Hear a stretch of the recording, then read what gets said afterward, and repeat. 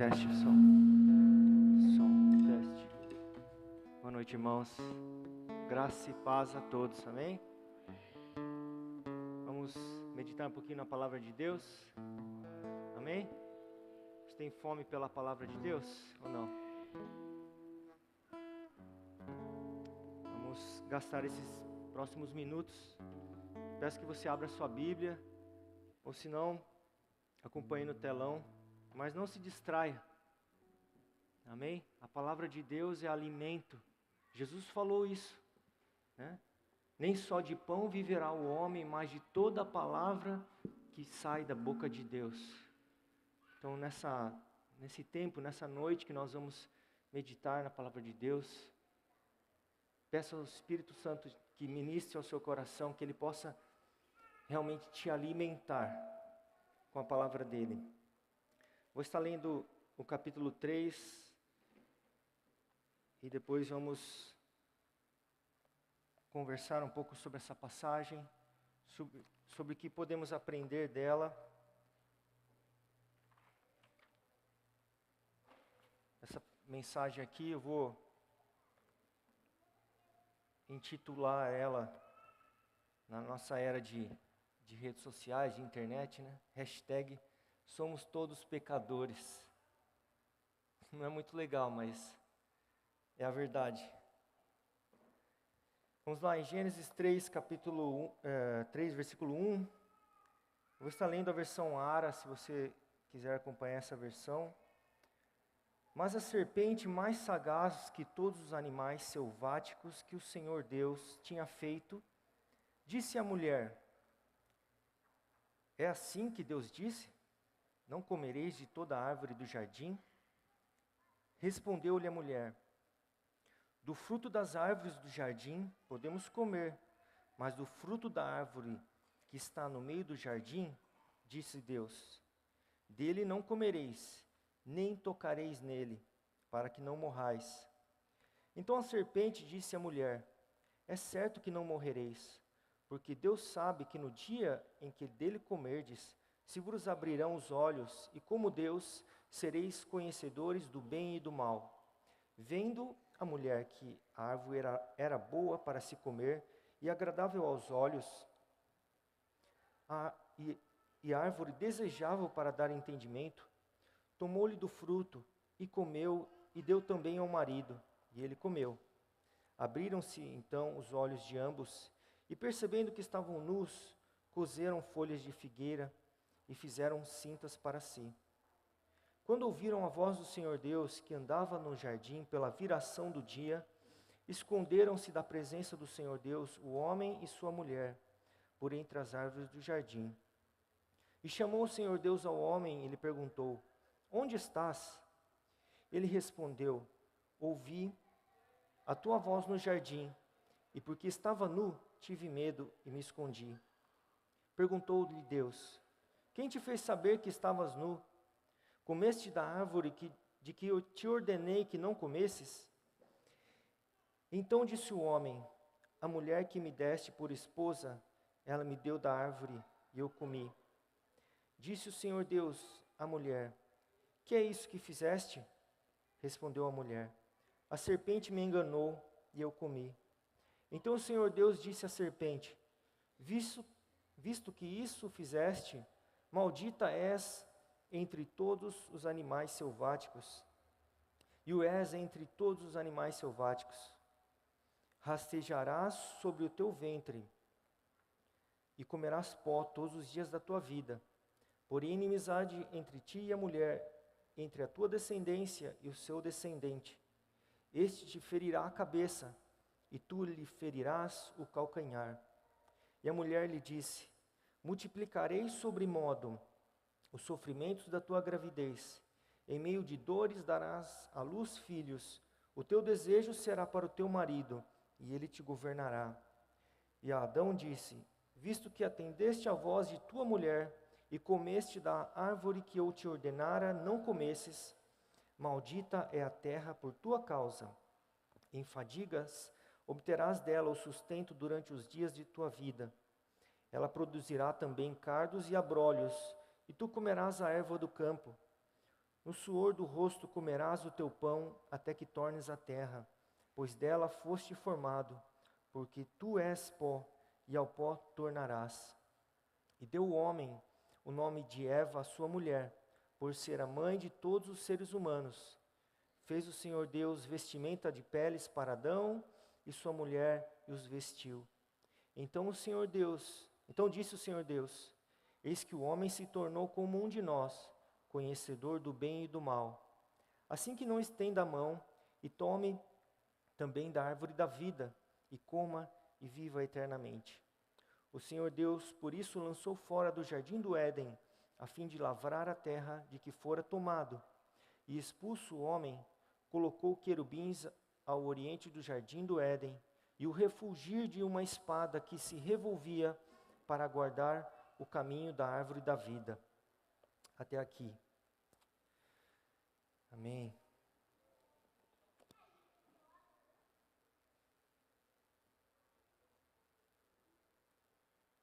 Esta passagem que nós acabamos de ler é uma das passagens mais conhecidas da Bíblia, né? Até o povo que não teme a Deus já ouviu falar alguma vez sobre Adão e Eva. Todo mundo tem uma noção, né? Tem músicas que cantam, né, por aí do mundo que falam de Adão e Eva, né? Mas é uma história muito importante, principalmente para nós, né, que cremos no Senhor Jesus, que temos a Bíblia como a palavra de Deus. Amém? É importante, antes de a gente comece a analisar essa passagem, que a gente realmente creia que ela é a palavra de Deus. Lá em 2 Timóteo 3,16, tem uma passagem bastante importante e conhecida, que faz essa afirmação da palavra de Deus. Diz assim, 2 Timóteo 3,16, toda a escritura é inspirada por Deus e útil para o ensino, para a repreensão, para a correção, para a educação na justiça, a fim de que o homem de Deus seja perfeito e perfeitamente habilitado para toda boa obra. Se toda a escritura, né, toda a palavra escrita que Deus deixou é útil para nós, essa passagem que acabamos de ler também é útil. Você concorda? Né? Essa passagem é útil para entendermos o quê? Qual é o ponto principal dessa passagem? Eu acabei de falar no título, né? Somos todos pecadores. É bem nessa passagem que surge o que é chamado pelos teólogos do pecado original. O que é o pecado original? Não é simplesmente o ato de pegar um fruto, né? Mas é a consequência desse ato de desobediência a Deus. Né? Vocês lembram que um pouquinho antes, no capítulo 2, Deus tinha deixado uma ordem para Adão. Deus colocou ele no jardim e tinha colocado limites para ele. Né? Você lembra a história que em Gênesis 2,16, né? E o Senhor Deus lhe deu esta ordem: de toda árvore do jardim comerás livremente, mas da árvore do conhecimento do bem e do mal não comerás, porque no dia em que dela comeres, certamente morrerás. Esta foi a ordem de Deus, né? Foi a ordem inicial que foi estabelecida ali. Esse era o padrão que Adão tinha a princípio. Não havia outra restrição, né? Ele poderia desfrutar livremente dos frutos do jardim, todas as demais árvores, né? Ele tinha o dever de cuidar, mas aí surge, né, o mal, né, propriamente no mundo, através do pecado. Né? Essa palavra pecado, a gente pode ter mais ou menos 3 definições na Bíblia. 3 sinônimos, digamos assim. Né? Seria o pecado propriamente. A palavra original, ela é chamada de ratá, que aparece 593 vezes no Antigo Testamento. né? No Novo Testamento, no grego, ela aparece 173 vezes. E o que ela significa? Você já deve ter ouvido isso. Errar o alvo. Né? Você está com uma flecha mirando no alvo e você erra. Isso é pecado. Isso é você se desviar daquilo que foi projetado. Né? Romanos capítulo 7, versículos 17 a 18, Paulo vai falar sobre isso.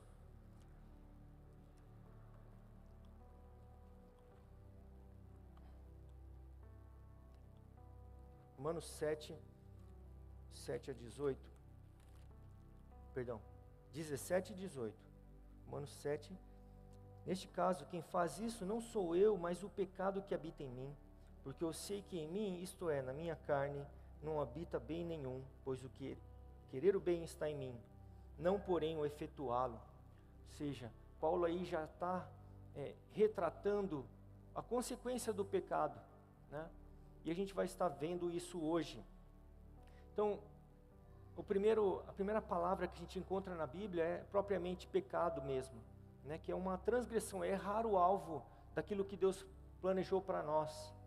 Mas tem uma outra palavra na Bíblia que também tem uma semelhança, um sinônimo de pecado, que é a iniquidade, né? No original hebraico, ela é chamada de avon, ou no grego adikia, né? Que significa, qual que é o significado dela? Ela ressalta o pecado, incluindo a consequência e o resultado do pecado. 1 Coríntios 6, 9, Paulo vai estar falando sobre isso. Ele diz: ou não sabeis que os injustos não herdarão o reino de Deus? Não vos enganeis, nem impuros, nem idólatras, nem adúlteros, nem efeminados, nem sodomitas, nem ladrões, nem avarentos, nem bêbados, nem maldizentes, nem roubadores herdarão o reino de Deus. Então, a iniquidade é a consequência do pecado, né? Aquilo que nós praticamos, que não agrada ao Senhor, tem uma consequência. Tudo tem uma consequência, né? E a iniquidade é isso. E um outro sinônimo é a transgressão, né? O que significa a transgressão? Significa violar aquilo que é exigido por Deus, atravessar uma linha proibida, uma rebelião, uma traição e a quebra da aliança. 1 Reis, capítulo 12, versículo 19, tem um exemplo dessa definição. 1 Reis 12, versículo 19, assim Israel se mantém rebelado contra a casa de Davi até o dia de hoje. Essa rebelião contra Deus é isso que é chamado de transgressão. Então,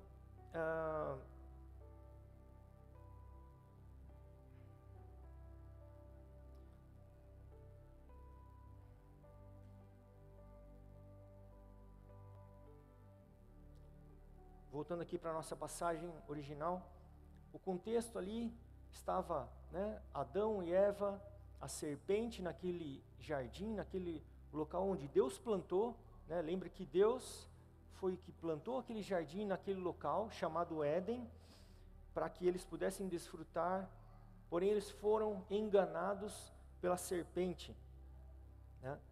Ali havia um jardim chamado Jardim do Senhor, Jardim de Deus, em Ezequiel 28, versículo 13. Era um local onde havia conhecimento de Deus. Eles realmente tinham uma comunhão muito próxima de Deus, né? A gente viu aqui na passagem que a gente leu que Deus apareceu para eles, né? Nós vamos começar analisando aqui a nossa passagem. Eu gostaria de dar duas abordagens para dois pontos de vista dessa passagem.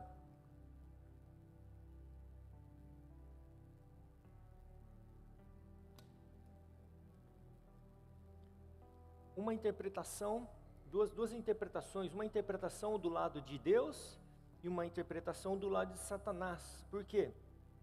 Era Satanás usando aquela serpente que estava distorcendo as palavras de Deus.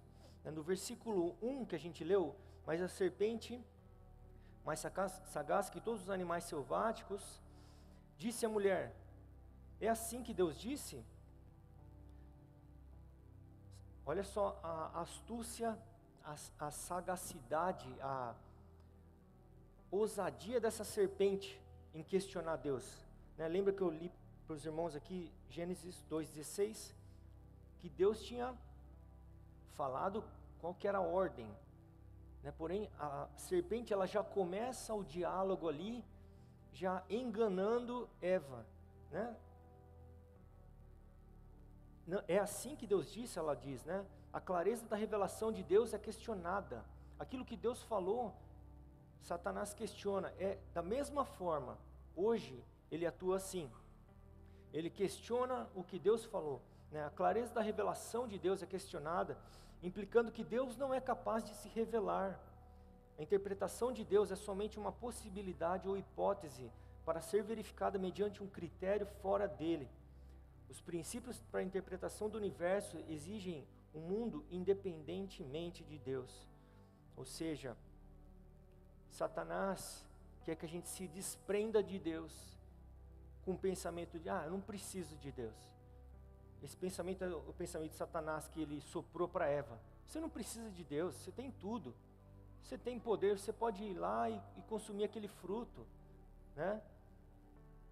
Porém, vendo o outro ponto de vista, Deus havia dito no versículo 17 do capítulo 2 que o homem certamente morreria.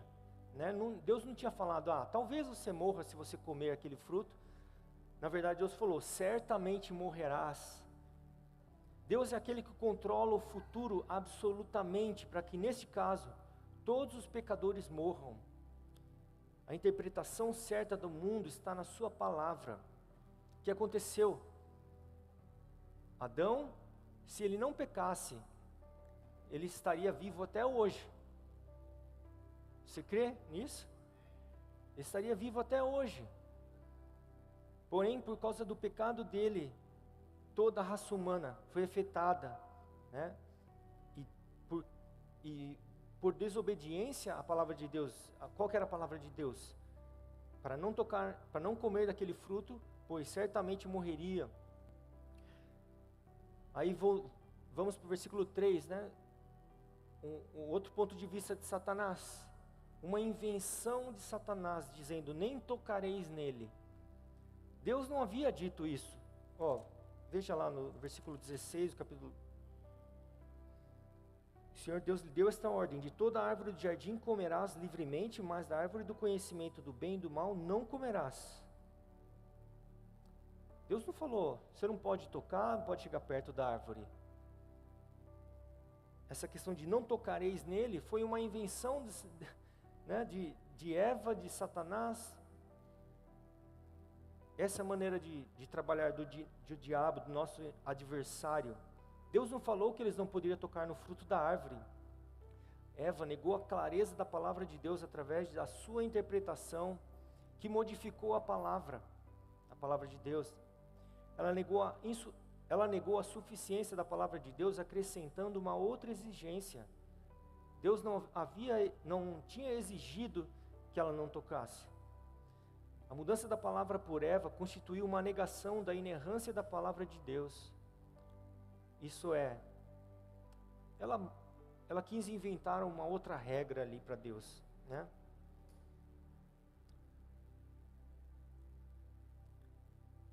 Do ponto de vista de Deus, como Criador, Deus necessariamente ele é capaz de dar uma revelação bastante clara e entendida, suficientemente para cumprir seus fins e providenciar as necessidades do homem. Ela é inerrante. O ser humano depende de toda a palavra que procede da boca de Deus.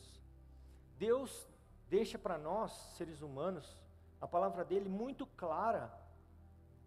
Muito clara. A gente vai ver a solução do nosso problema aqui, Desse problema de somos todos pecadores. Mas a maneira como Deus trabalha, a revelação da palavra dele é muito clara. Agora, Satanás, pelo contrário, ele muda, ele distorce, ele engana, né? No versículo 4 do capítulo 3, Satanás, mais uma vez na mentira, dizendo, é certo que não morrereis, né? Desafiando a Deus.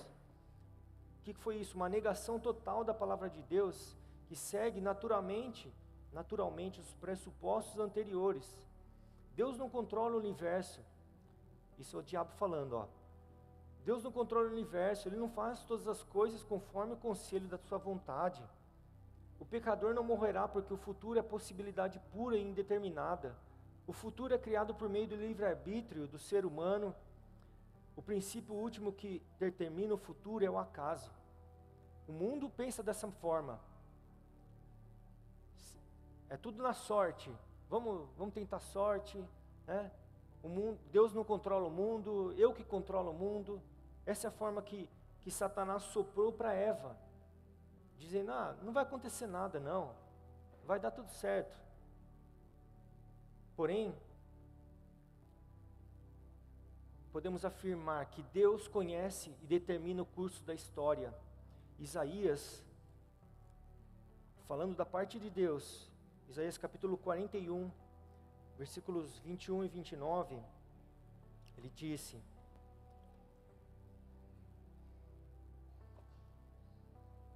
Isaías 41, versículos 21 a 29.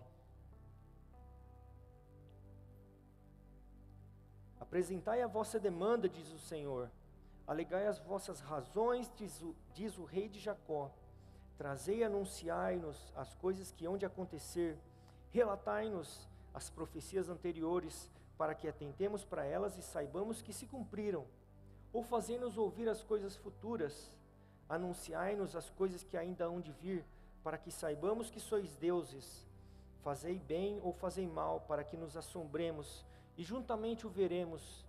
Eis que sois menos do que nada, e menos do que nada é o que fazeis. Abominação é quem vos escolhe.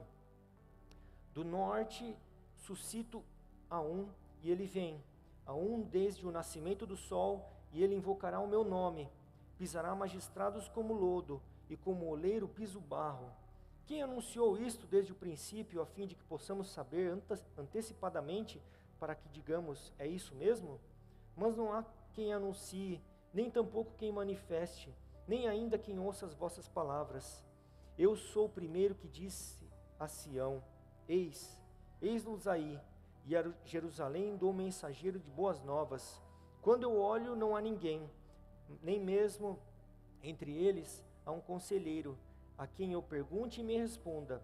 Eis que todos são nada, as suas obras são coisa nenhuma, as suas imagens de fundição, vento e vácuo. Ou seja, Deus estava desafiando aquele povo que estava rebelde à sua palavra, dizendo para eles, se vocês são tão bons assim, digam para mim o que vai acontecer amanhã, né? Mas Deus conhece o amanhã, amém?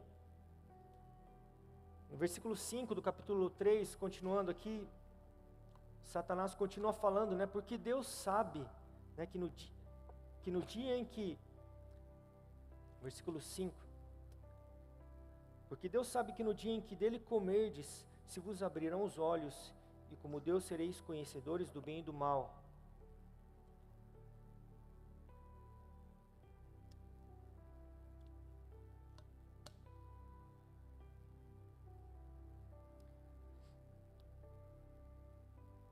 Satanás estava acusando que Deus era um Deus mau, que guardava para ele todo o poder, todo o conhecimento, né? E estava desafiando, literalmente desafiando Deus como sendo mal, né? Porém, a palavra de Deus nos diz, lá em 1 João capítulo 4, versículo 8, que Deus é amor, amém? Leia comigo essa passagem, 1 João, capítulo 4, versículo 8. Aquele que não ama, não conhece a Deus, pois Deus é amor. Amém? Deus é amor. e Ele providencia tudo que seus filhos precisam. Jesus falou sobre isso em Mateus capítulo 6, né, que quando o pessoal, aquela população, aqueles seguidores estavam preocupados com o que eles iriam comer, iriam vestir, e Jesus falou para eles, né, que o Pai que cuida dos pássaros se preocupa com cada um de vocês, né? Esse é o Deus, né, que realmente é o que nos ama. Continuando a nossa passagem, no versículo 5 também, né, Satanás fala, se vos abrirão os olhos, né? Até hoje o diabo tenta o ser humano dessa forma, né, para que a gente possa buscar meios para conhecer aquilo que é divino, aquilo que é de Deus, porém de uma forma que Deus não permitiu, né? O conhecimento secreto e oculto é a chave para a vida plena, isso que o diabo falou, né? Portanto, o progresso espiritual é conseguido através do misticismo, da feitiçaria, de organizações ocultas e secretas, até por meio de orientação de espíritos. Esse foi o caminho que o Satanás tentou o povo de Israel por muitos anos, né? Até hoje tenta, até hoje usa religiões por aí, né, para enganar o homem, para que o homem consiga ter alguma experiência espiritual, né, através de espíritos, de tudo isso, né, ocultismo. Porém, Deus havia proibido o povo dele de se envolver com essas coisas. Em Deuteronômio, capítulo 18, Deus havia deixado uma ordem para o povo, né? Versículos 9 ao 14, quando entrares na terra que o Senhor teu Deus te der, não aprenderás a fazer conforme as abominações daqueles povos, não se achará entre ti quem faça passar pelo fogo seu filho ou sua filha, nem adivinhador, nem prognosticador, nem agoureiro, nem feiticeiro, nem encantador, nem necromante, nem mágico, nem quem consulte os mortos, pois todo aquele que faz tal coisa é abominação ao Senhor, e por estas abominações o Senhor teu Deus os lança diante de ti. Então, os povos daquela época, né, estavam envolvidos com essas coisas, e Deus, Ele era, e até hoje é, terminantemente contra essas coisas, né? Deus quer que a gente busque Ele pela fé, né? E muitas vezes pela fé, nós não vemos, né? Está aí a dificuldade para nós, né? Às vezes estamos num momento difícil e não vemos, né? E aí é mais fácil ir buscar esses meios que Deus não se agrada, né? Porque você está vendo, né? Você está acendendo uma velinha lá para o santo não sei o quê, né? Porém Deus havia dito aqui na palavra dele, válida até hoje, né? Que Deus não se agrada disso. Deus quer que a gente seja renovado pela palavra dele, né? Romanos capítulo 12, versículos 1 e 2, fala sobre isso, né? O nosso conhecimento de Deus vem através da palavra de Deus. Deus deixou a palavra escrita para que a gente possa conhecer Ele, né? Como nós conhecemos que Deus é amor? Pela palavra dele, amém? Nós não vemos Ele, mas a palavra dele foi deixada para que a gente possa conhecer que Ele é um Deus de amor, e isso gera um relacionamento nosso com Ele, né? A mente, Deus nunca quis que a gente desprezasse a nossa mente, mas ela tem que ser renovada pela palavra de Deus, amém?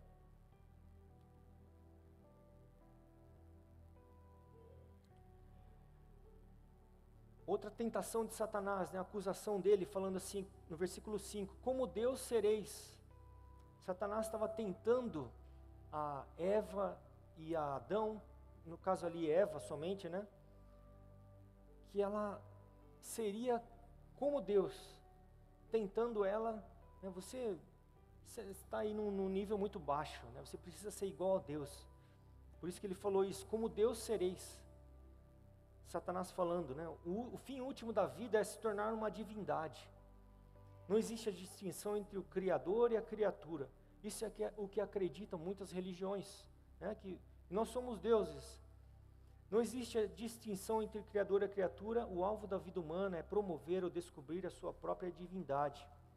Este Deus, com D minúsculo, também está evoluindo e crescendo e aprendendo mais e mais. E a salvação significa subir na escala da existência. Ou seja, esse pensamento que Satanás tentou, né, tentou e conseguiu enganar Eva, né? Por isso que ela foi tentada aí aquele fruto, não era simplesmente por causa de uma comida, né? Aquele fruto era um símbolo de conseguir esse poder de ser igual a Deus, né? Porém, Deus diz para a gente que só há um Deus e jamais haverá outro. Novamente, o profeta Isaías, capítulo 43, versículo 10, ele diz assim: Vós sois as minhas testemunhas, diz o Senhor, o meu servo a quem escolhi, para que o saibais e me creiais e entendais que sou eu mesmo, e que antes de mim Deus nenhum se formou, e depois de mim nenhum haverá. Eu sei que para nós, como seres humanos finitos, é difícil entender a eternidade de Deus. É difícil para nós entendermos que antes do mundo existir, Deus já existia, né? E na eternidade Deus vai continuar existindo, né? Porém, Deus diz para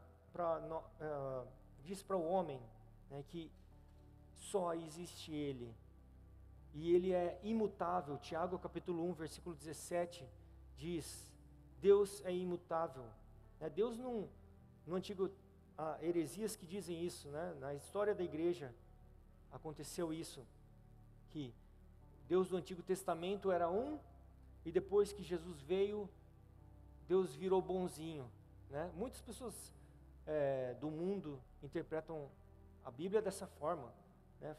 Dizem que os crentes são fundamentalistas, né? Porque estão adotando o Antigo Testamento, mas Deus é imutável, amém? Deus não muda, Ele é amor desde a antiguidade. Existe um amor perfeito entre o Pai, o Filho e o Espírito Santo de Deus, amém? E qual que é o nosso objetivo de vida, o fim do homem? O fim do homem é conhecer a Deus, glorificar e servir o único Deus. 1 Tessalonicenses 4,17, né, vai falar que nosso objetivo, a nossa salvação, ela vai estar completa quando o Senhor voltar, nós formos arrebatados para estar com Ele na glória, amém? Satanás continua falando no versículo 5, né? Sereis conhecedores do bem e do mal.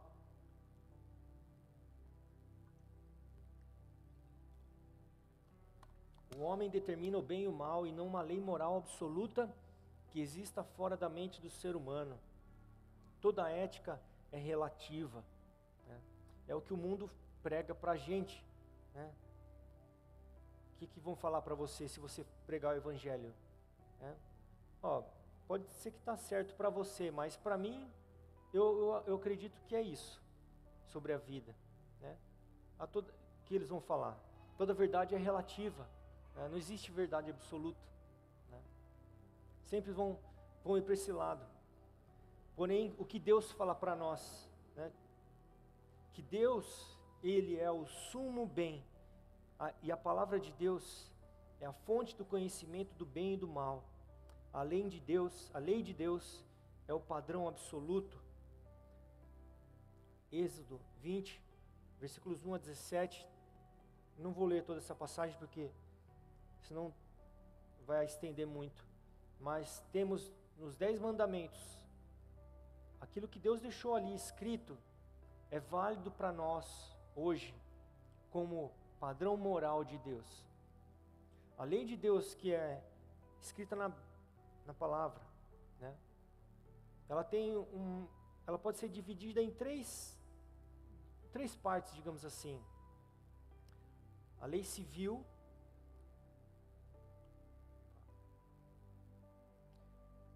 que era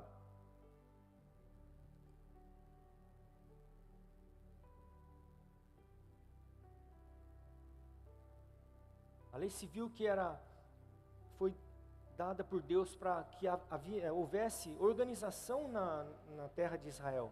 Imagina se o país do Brasil não tivesse lei nenhuma, né? Seria um caos, né?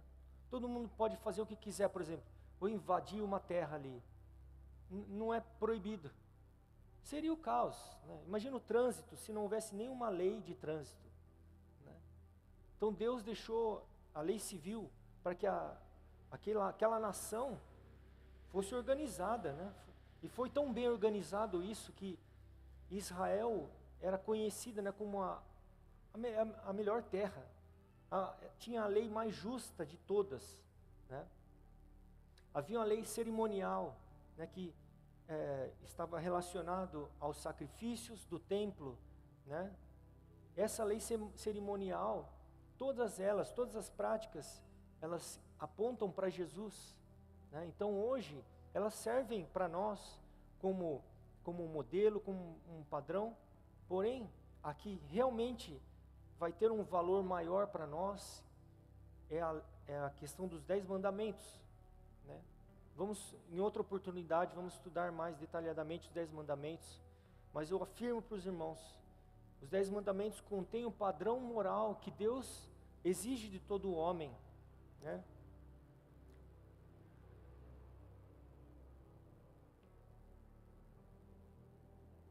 Rapidamente, Êxodo capítulo 20. Eu sou o Senhor teu Deus, Êxodo 20. Eu sou o Senhor teu Deus que tirei da terra do Egito, da casa da servidão. Não terás outros deuses diante de mim. Não farás para ti imagem de escultura, nem semelhança alguma do que há em cima nos céus, nem embaixo da terra, nem nas águas debaixo da terra. Não as adorarás, nem lhes darás culto, porque eu sou o Senhor teu Deus, Deus zeloso, que visita a iniquidade dos pais nos filhos, até a 3ª e 4ª geração daqueles que me aborrecem, e faço misericórdia até 1000 gerações daqueles que me amam e guardam os meus mandamentos. Não vou ler toda a passagem, vamos deixar para uma próxima. Porém, essa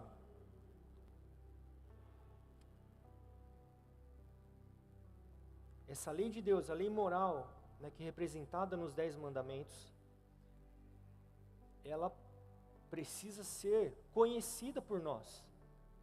Precisa ser conhecida, né? Deus não tolera que o povo dele tenha um outro Deus.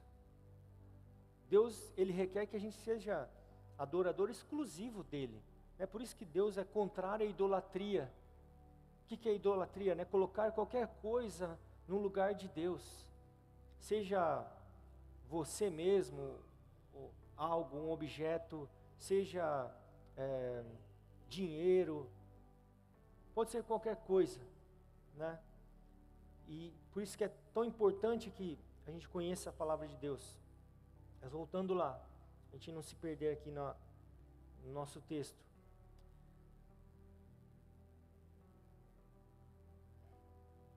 Satanás continua falando, né? Continua incitando Eva a tentação com as propriedades daquele fruto, né, que era bom para se comer, agradável aos olhos e desejável para dar entendimento, né? Eu já tinha falado isso, né? Não foi simplesmente o fruto, uma tentação de comer, mas para dar entendimento. Mas Deus havia deixado para Adão e Eva um mandato cultural. Em Gênesis capítulo 1, versículos 28 a 30, Deus havia falado para eles: olha, eu quero que vocês povoem a terra, que vocês subjuguem ela, né, tomem controle dos animais, povoem a terra, faça tudo para a minha glória. Deus tinha deixado essa a atribuição deles, né? Porém, eles cometeram um erro, né? No versículo 7, né? Percebendo que estavam nus, coseram folhas de figueira e fizeram cintas para si. Com autonomia veio o sentido de ansiedade, inimizade com Deus e falta de paz. Tenta-se conseguir a salvação por meio de obras humanas. Iniciou-se a tendência de fugir da responsabilidade de suas próprias ações, culpando-se os outros, né? Quantas vezes nós vemos, né, pessoas que cometeram um erro e falam, não fui eu que fiz, né? Não é meu, é do meu amigo meu, né? Bem conhecida essa. O pecador, ele se sente culpado porque ele é objetivamente culpado, né? O homem perdeu os papéis de profeta. O homem era um profeta diante de Deus, né? Ele era um sacerdote. E ele era rei também, porque Deus havia, nesse mandato cultural que Deus deu, para que o homem cuidasse de todo o jardim, e conforme iria nascendo filhos, iriam povoar a terra mesmo, né? Então ele perdeu esses papéis, e essa autonomia do homem, né, significa que a interpretação do mundo dele, a maneira como ele via o mundo, estaria errada. Seu relacionamento com Deus estaria rompido e a terra seria maldita, né, resistiria ao domínio do homem.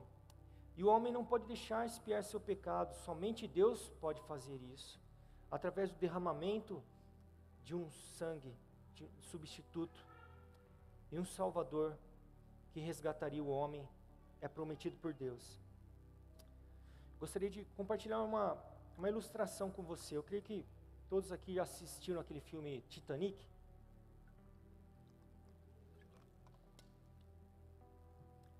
O que aconteceu no filme, né? O navio estava navegando em alto mar e chocou com um iceberg, né? E começou a afundar. As pessoas desesperadas, né? Uns conseguiram bote, outros não, né? Começou a afundar, não havia o que fazer, né? Essa situação que a gente leu, acabou de ler, né, da queda do homem, podemos fazer um paralelo com a situação da toda a raça humana, né? A raça humana, né, estava em plena comunhão com Deus, era livre, completamente livre, tinha tudo, né? Porém, quando Eva cometeu o seu pecado, né? Ela deixou o Satanás realmente contaminar o coração dela, deixou, e Adão também por sua vez, né? Eva não cometeu o pecado sozinha, ela foi enganada, mas Adão, ele foi até pior, né? Porque ele sabia e mesmo assim, né, ele cometeu o erro maior. E por Deus ter colocado ele como líder, né, de Eva, essa culpa do pecado veio sobre toda a raça humana. O apóstolo Paulo, em Romanos capítulo 12, ele vai fazer um comparativo de duas solidariedades que a gente vai ler e já vamos estar indo para o fim. Romanos capítulo 5.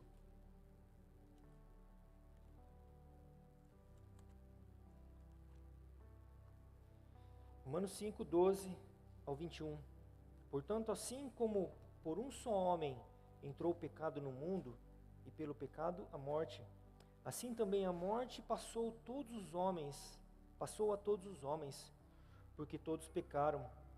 Porque até o regime da lei havia pecado no mundo, mas o pecado não é levado em conta quando não há lei. Entretanto, reinou a morte desde Adão até Moisés, mesmo sobre aqueles que não pecaram, à semelhança de transgressão de Adão, o qual prefigurava aquele que havia de vir. Todavia não é assim o dom gratuito como a ofensa, porque se pela ofensa de um só morreram muitos, muito mais a graça de Deus e o dom pela graça de um só homem, Jesus Cristo foram abundantes sobre muitos. O dom, entretanto, não é como no caso em que somente um pecou, porque o julgamento derivou de uma só ofensa, para a condenação, mas a graça transcorre de muitas ofensas para a justificação. Se pela ofensa de um e por meio de um só reinou a morte, muito mais os que recebem a abundância da graça e o dom da justiça reinarão em vida por meio de um só, a saber, Jesus Cristo. Pois assim como por uma só ofensa veio o juízo sobre todos os homens para condenação, assim também por um só ato de justiça veio a graça sobre todos os homens para a justificação que dá vida. Porque como pela desobediência de um só homem muitos se tornaram pecadores, assim também por meio da obediência de um só muitos se tornarão justos. Sobreveio a lei para que avultasse a ofensa, mas onde abundou o pecado, superabundou a graça, a fim de que como o pecado reinou pela morte, assim também reinasse a graça pela justiça para a vida eterna, mediante Jesus Cristo, nosso Senhor. O que aconteceu com a raça humana, né? Por causa do pecado de Adão e Eva, é como se nós que somos a raça humana, todos chocamos contra o iceberg e fomos lançados no mar, abandonados à deriva.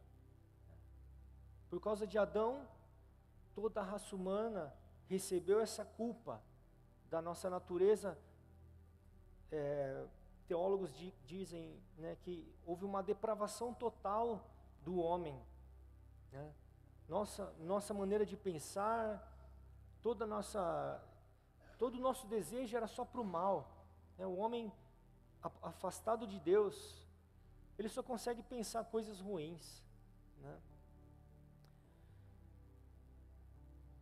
Romanos 3, 23, o próprio apóstolo Paulo, né, diz: porque todos pecaram e destituídos estão da glória de Deus.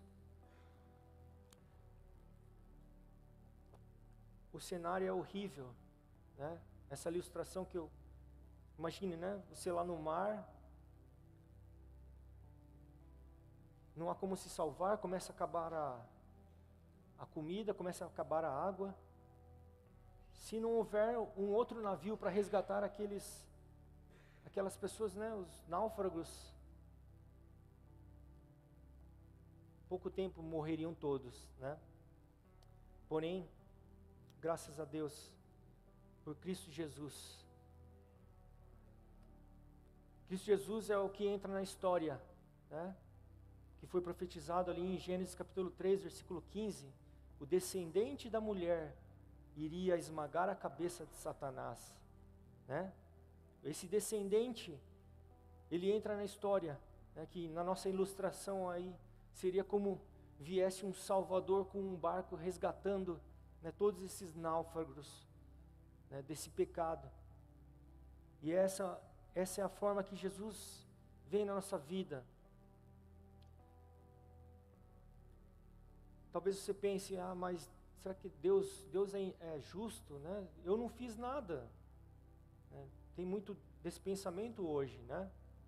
Em relação a outro tópico, mas algumas pessoas que não creem na palavra de Deus falam: eu não fiz nada, porque eu sou culpado do pecado de Adão. Parece uma coisa sem noção, né?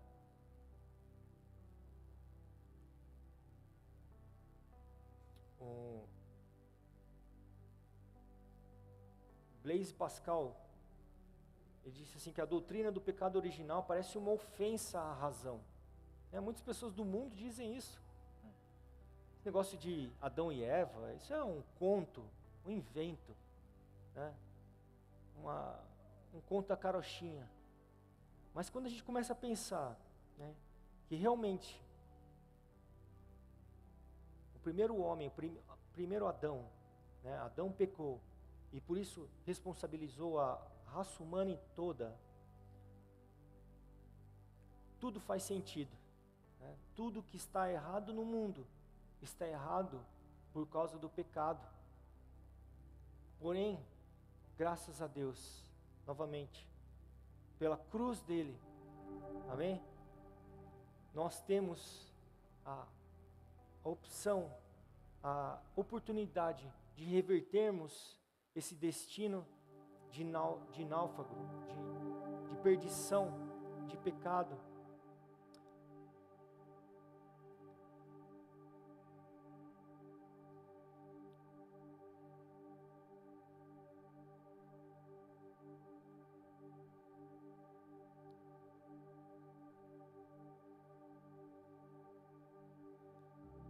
Nós, como seres humanos, muitas vezes pensamos de uma forma muito individualista, né? E por isso que nós perguntamos às vezes, né? Por que todo mundo peca? Por que todos pecam? Né? A gente não teve a mesma escolha que Adão teve. Parece ser injusto, né?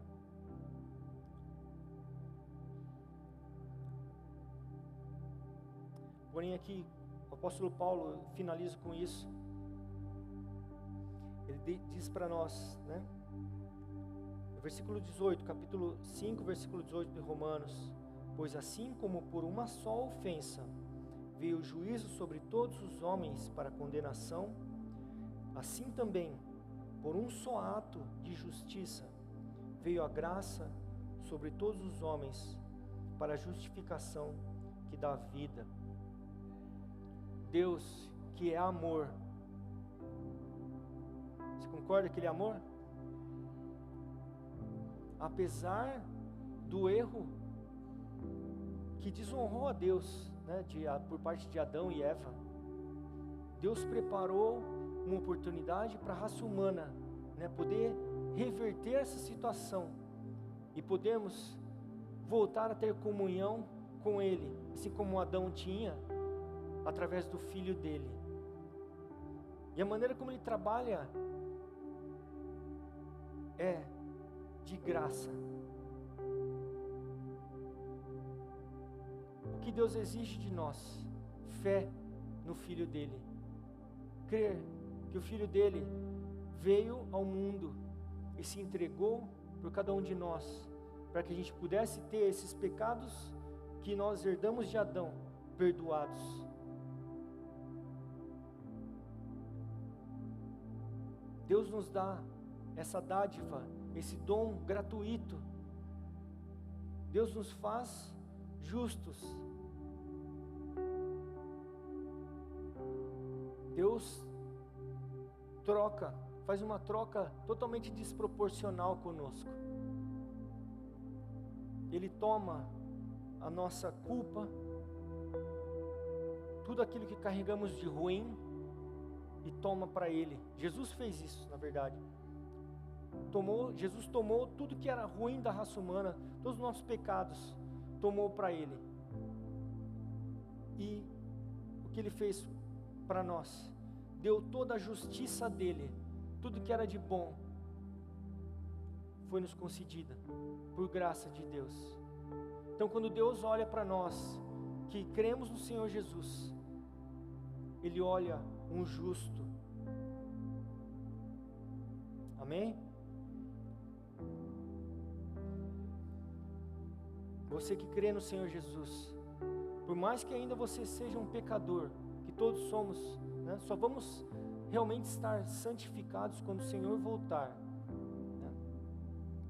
Quando nós temos a fé em Cristo, né, que nós temos cantado, fé no Senhor, Ele faz de nós justos. Ele olha para nós da mesma forma que Ele olha para o Filho dele, né? Sem culpa. Então nessa noite eu encerro com isso.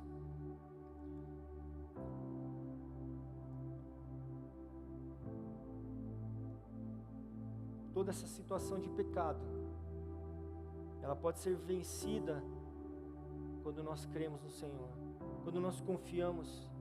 Não somente cremos uma vez, mas continuamos crendo no sacrifício dele, continuamos vivendo pela fé no Filho dele, como ele nos chama a viver pela fé. Amém? Peço que você feche seus olhos para que a gente possa orar e terminarmos. Deus, nós te agradecemos pela tua palavra, Senhor. Tua palavra é a verdade que ilumina a nossa vida, esquadrinha nossos pensamentos e expõe a nossa situação, que sem ti é terrível, Senhor.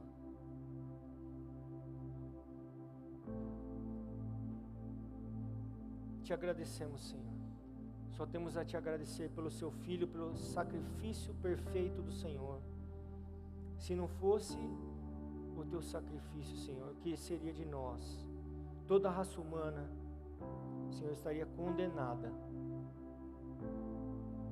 Mas por causa do teu Filho, Senhor, podemos viver confiantes.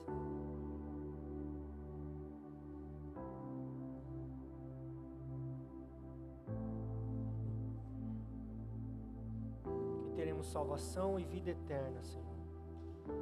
Todo aquele que crê em teu nome é feito filho de Deus.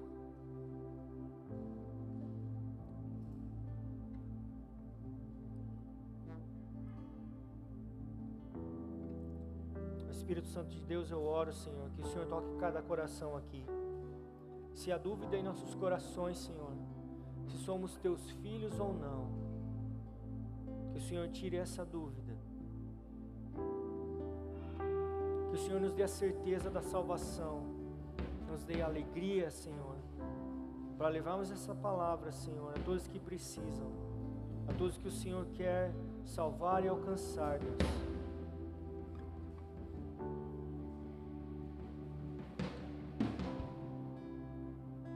Queremos continuar na tua presença, Senhor, continuar no teu evangelho, perseverar, Senhor, até a tua volta, Senhor.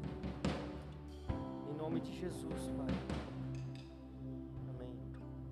Enquanto adoramos ao Senhor neste momento, se alguém quiser uma oração, peço que os pastores venham à frente. Deus abençoe a todos, amém.